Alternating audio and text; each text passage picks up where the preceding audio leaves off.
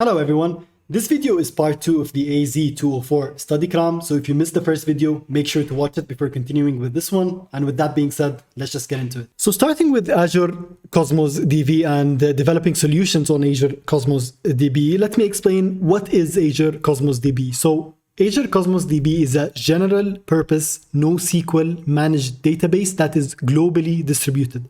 And notice that there are a lot of powerful words here and I marked them in bold, so let me go through them one by one. The first part is general purpose, and by general purpose, what I mean by that is Azure Cosmos DB allows you to store different forms of data that work for your business case and allows you to use different APIs to access this data. So you can use the standard SQL query API that you're always used to query the data. You can use MongoDB API to query the data using MongoDB. So if your applications are already leveraging MongoDB, you don't have to make any changes in the code, so you can still leverage that. And the same is true for Gremlin, Cassandra, and table storage, which I will go through in a bit. And the forms of those data are stored in either key value pairs, column family, documents, or graph database. So this is what I mean by general purpose. Typically, you will find a use case that fits your business need, and the fact that Azure Cosmos DB is actually a general purpose database means that it will satisfy those requirements. And the second part is that it is a NoSQL database. And if I want to quickly skim through the differences between SQL and NoSQL, SQL is just a standard database that we've all been used to. It's what is known as a relational database, and data is typically stored in tables with foreign keys that link to other tables. So it is very good with relational data. That's why it's called relational database, and you can perform many complex joins. But it's not really designed for scale. Now, you can certainly do scaling like with sharding or partitioning, but it becomes a much more difficult exercise to do it in a SQL format. On the other hand, with NoSQL, it is actually designed with scale in mind. So with NoSQL, it's actually a non-relational database, and it's meant to store unstructured data. So not in tables, typically it's in a JSON document. And again, it is designed with scale in mind. And you have to remember that SQL databases has been around for a very long time. And when those were created, I don't think the creators had the idea or the notion that there will be potentially millions and billions of users on the internet. So it wasn't really designed with scale in mind. With NoSQL, however, this is generally known as the modern database, and it's actually designed with scale in mind, and it's typically much easier to horizontally scale those databases.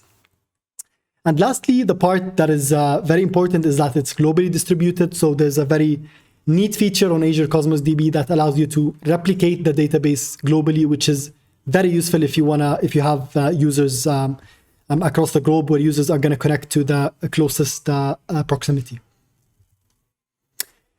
Next, let me expand on the data model families in Cosmos DB. Remember, I spoke about the Azure Cosmos DB as being a general purpose database, and typically these are the data model families that we can store. So we have the documents, we have the key value pairs, we have the column family, and we have the graph family.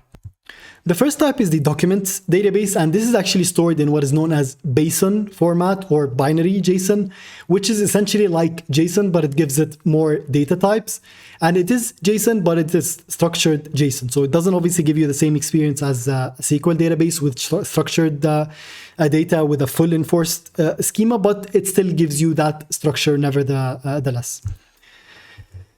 Next, we have key value stores, and this is obvious from the name. It's a series of key value pairs. Many popular databases use this kind of data store, like Redis, Azure Table Storage, etc. And next, we have the column family databases, and this is what Cassandra actually uses, and it gives you a very similar experience to SQL, and it actually uses a similar language called CQL, so with a C. And essentially, this doesn't enforce a schema like SQL databases, but it still gives you a similar experience. So data is organized into rows and columns with actually column families, as you can see in this diagram. And last but not least, in Cosmos DB, we have what is known as the graph database. And with graph databases, data is actually organized into nodes, and there are a series of relationships between those nodes. So this is very useful for scenarios where there are many complex relationships between data. So think of Instagram, think of TikTok, where, you know, there are likes, there are followers, etc., and all of those have to be connected to each other. So this is when a graph database makes perfect sense. Next comes the section of choosing the right API. So how do you choose the right data store? How do you choose the right API? And the exam actually expects you to know when to use which API. And, you know, from my descriptions, you should be okay with the exam purposes, but we can certainly do other videos to expand on those much further. But for the purposes of this exam, we have just the standard SQL API. And this is actually the native service on Azure Cosmos DB. It stores document and uses the SQL API that you are just always used to. Again, this is not a SQL database. It just uses the SQL language to query those documents that are typically stored in BASIN or binary JSON. Next, we have the MongoDB API. And obviously, if your applications are already leveraging MongoDB API, then it makes sense to use this API. And this also stores document and obviously uses MongoDB APIs. Next, we have the Cassandra API. Again, if your application is already using Cassandra APIs, you can leverage Azure Cosmos DB as a managed service on Azure, and it stores column-oriented data. And we have also the Gremlin API. And with the Gremlin API, again, if your application is already using Gremlin, you can use the Gremlin API on Azure Cosmos DB, which stores graph format data. And last but not least, we have the Table API, and this stores key value pair data and actually uses the Azure Storage API. So again, if your applications are already leveraging Azure Storage API, but you want all those extra features in Azure Cosmos DB, your best bet is just to use the Azure Table API. Next, I want to talk about partitioning here really quickly, which is actually a very important concept in this exam. And before I touch on partitioning, I just want to explain like the resource hierarchy in Azure Cosmos DB. And that always starts with a database account, which is the Azure Cosmos DB resource that you create on Azure. And underneath that, you have the actual database that you create under that Azure Cosmos DB account. And inside that database, you have a list of containers. So think of containers as tables in SQL databases. And inside those containers, you actually have items. So think of items like rows in a traditional database. So with that being said, if I want to move on to the next part, as you can see here, the database is split into obviously containers, which are like tables. And those containers are actually logically placed across different partitions that you define by a partitioning key. So for example, in this case, we have different key value data or different items stored under a partition key known as city. And this other one is known as, the partition key is known as airport. So with that, it makes querying much faster because you can always query across a partition key, meaning you can do things like querying for all items with the city of Paris, okay? And you can only do that by using partition keys. So it significantly increases the performance of your queries just because of the fact that you use partition keys. And with that being said, the choice of implementing which partition key actually becomes a major design choice in your application, because this is gonna significantly play a role in the performance of your database queries. Now, those logical partitions, which are defined by partition keys, are actually placed into different physical partitions, okay? So if I want to summarize that, you have a database and you have a series of different containers that are placed across physically separated partitions. And with that being said, we consider the container as the unit of scalability. So in Azure Cosmos DB, you don't scale the whole database itself. You actually scale the container via partitions. So you increase the partition counts and you place those containers across those partitions. So when you set the auto scale features on Azure Cosmos DB, which I will demo that in a bit, you are actually increasing the number of partitions. And this is actually why NoSQL databases are much more powerful with horizontal scaling, just because of that partition factor. Now let me provide a quick demo on how you would interact with Azure Cosmos DB. So if you go to Data Explorer under the Azure Cosmos DB account, here you can see the series of databases and containers under those databases. So in this case, I have two different databases. The first one is called application one, and the second one is called to-do list. And under those databases, again, we can create containers. Okay, so in this case, I already have two different containers, which are known as tables, but I can obviously create a new containers. So I can do that via the portal, or obviously, probably you will always create them using SDKs in your applications. So here in this case, I would just have to choose the database, and I'm going to choose the existing database, which is called to-do list. And then I'm going to name it container 2. And again, this is where you define your partition key, which becomes a significant precursor to determine the performance of your application. And in this case, I'm just going to choose address. And here you can choose the auto scale mechanism. So it could be an auto scale, or it could be a manual scale. With auto scale, obviously from the name, the Azure Cosmos DB resource takes care of the scale for you up to a maximum RU. Okay, and RU are actually known as request units in Azure Cosmos DB, and there's a certain baseline that defines the performance of an Azure Cosmos DB. So I think it's 1 RU equates to 1 kilobyte of writes and maybe 5 kilobytes of reads. I would have to check the documentation for that. But bottom line is, the way we measure performance in Azure Cosmos DB is by RUs. Okay, and in this case, I'm telling it the maximum RUs per second of 4,000, and the Azure Cosmos DB is just gonna do the scale by itself. Obviously, I can just do a manual scale where I can just define the RU by myself manually. But obviously, auto scale is always important, because you can actually save a lot of money, because at the end, again, you are paying based on the RUs. So with that, you can actually save a lot of money if your database is actually not being accessed a lot. And with that, I'm just going to click on OK and give that a bit.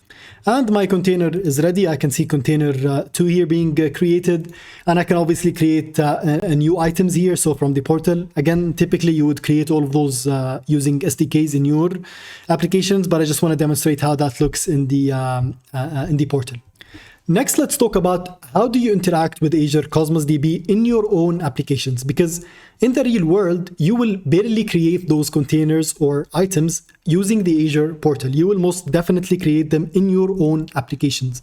And with that, Azure actually provides you with different SDKs depending on your programming language that you can leverage to interact with Azure Cosmos DB.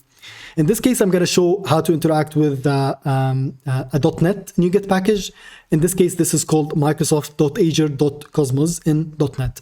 And with that, we have the obviously the using statement where you have to import that SDK, which is called Microsoft.azure.cosmos. And after that, you would have to create the Cosmos client using that Cosmos client class from that NuGet package. And then after that, you would actually create the DB itself, or the database. Again, by convention, it's called DB. So you would create this database, and then from that database, you would create the container. So it's pretty standard if you're used to using Entity Framework or any other SDK for databases. This follows the standard convention, so it should be very easy to use. Now, the exam will not ask a lot of questions around this, but it is important to know how do you define this Cosmos client, which you can then use to create your database object and then a container object. Next, let's talk about consistency levels in Azure Cosmos DB. And before I talk about the different consistency levels, I just want to explain to you why do we have the concept of consistency. And again, the nature of Azure Cosmos DB is a distributed system because it places data into different physical partitions and different partitions across the globe as well. So we need to start thinking about consistency, meaning what happens when a client writes new data to this database? Do we wait for that data to be replicated across the globe onto all databases before that client gets the confirmation that, hey, you're good? Or do we not care about consistency and we can just write it across this database and we need that confirmation regardless if it's actually synced into the other databases or not? So this is the notion of making a trade-off between consistency and availability. And by availability, I mean that when the client receives the okay, that data is being replicated. Because when you start caring about whether the data has to be consistent and has to be replicated across the globe before you receive the confirmation as a client, okay, this will be subject to availability issues because you need to take into account the network failures that might occur and all of that stuff in a naturally globally distributed system. So with a highly consistent system, you're going to make a trade-off with availability. For a highly available system, you're going to make a trade-off with a consistency. Okay. Now, the way to solve this, obviously, is just to use one single database and not have many different distributed databases. But obviously, this is not the way it goes with NoSQL, because by design, it's actually distributed across the globe and across different partitions. So we need to think about those consistency levels. And even with SQL, you have the concept of master databases and read replicas. You still have to think about those consistency levels, but just in a different format that is outside the scope of this exam. Now, the exam is not going to expect you to know about all the different consistency levels, to be honest, but I would expect the exam to test you into two main ones. Now, let me go through them, the 5 of them, and I'll explain to you what the 2 ones are. So the first one is the strong consistency, and it's actually one of the things that the exam is going to test you on. And this is the simplest one. Basically, this guarantees consistency as the data is replicated synchronously to the replicas. So once the client writes data to the closest database, the client has to wait until all the data gets replicated synchronously before getting the OK. Okay, so obviously that's going to compromise availability, but you will make sure that you get strong consistency before getting the confirmation that data is actually written.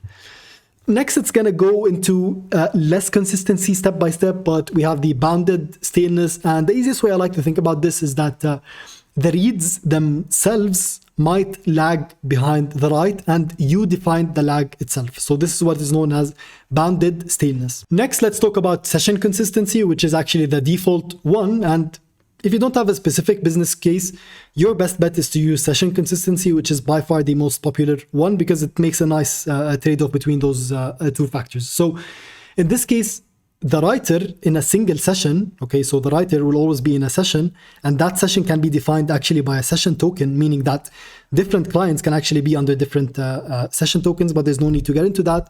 But essentially, a writer, which is under the specific session, is guaranteed to read the same data that they wrote, which is perfect, okay? I don't want to read data that I wrote that are out of order, okay? I always want to read exactly the same as I write, okay? And I don't need to ever read a stale version that is out of date, okay? Now, the rest of the clients, which are outside the session, may experience dirty reads, which is okay. They're outside my specific session. So this is what's known as the session consistency. And next we have the consistent prefix, and this actually guarantees that reads never see out of order writes, but not vice versa, okay? And lastly, we have what is known as eventual consistency. And again, this is very simple to think about. It just offers no guarantees whatsoever in consistency, okay? You get the best latency because as soon as you write to a database, you're always going to get the OK. So there's no latency. There's no waiting for the data to be replicated across all different databases. So you're going to get the best performance, but obviously at the expense of consistency. Lastly, I want to touch very quickly on the concept of change feed in Azure Cosmos DB. And the easiest way to think of change feed is that Azure Cosmos DB actually exposes certain events to the outside world, and we can actually use those events in our application logic, okay?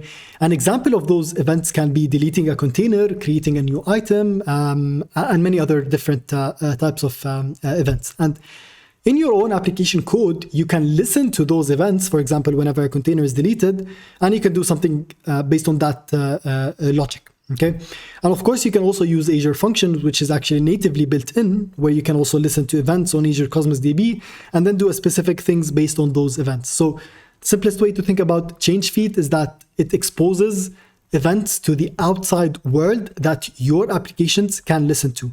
And it can be in your own code by using our SDKs, or you can use Azure Functions, which is just natively built in. Next, let's talk about developing for Azure Storage. And with that, the primary service that you will use whenever you are developing applications on Azure is Azure Blob Storage. And to start this off, I want to explain what a blob is. Blob is a piece of unstructured data like PDFs, files, logs, images, videos, etc.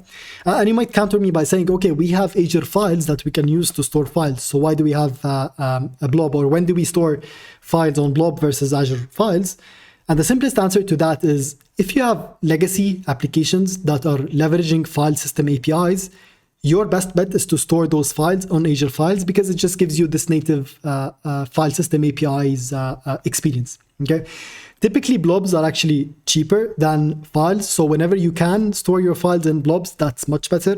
And obviously, if you want an experience where you want to share files across different nodes using SMB protocols, then you would have to use Azure Files, obviously. But for the purposes of your application, your best bet is to use Azure Blobs, unless you are already using Azure Files, if you're using file system APIs in your legacy applications. And it can be very confusing to know what kind of storage account to create because we just have so many different ones. So I just created this slide to help you out, which is actually just really self-explanatory.